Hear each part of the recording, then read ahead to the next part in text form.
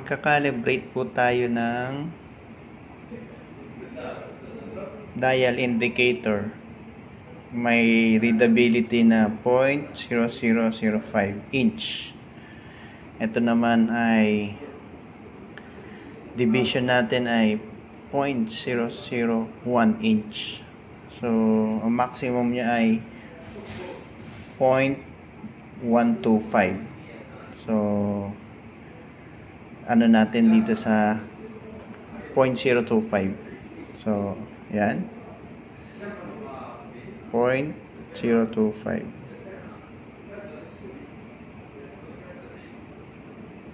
Tingnan natin. Yun.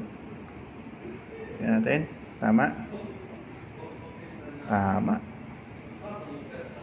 Then, 0.05. So, evolution na natin.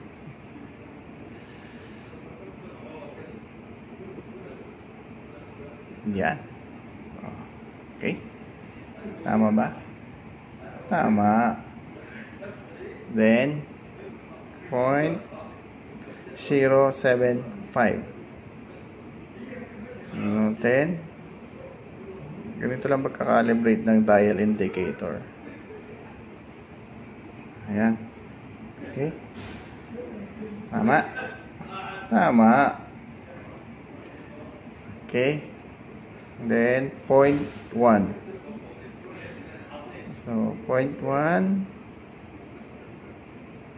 Ayan. 0.1. 0.1 ba? Ayan. So, 0.1. Then, at end maximum, 0.125.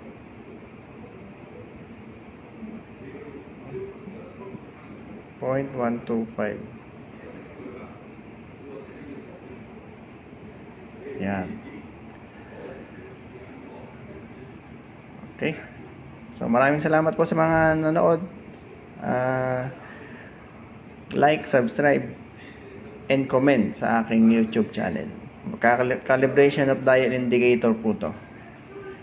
Salamat!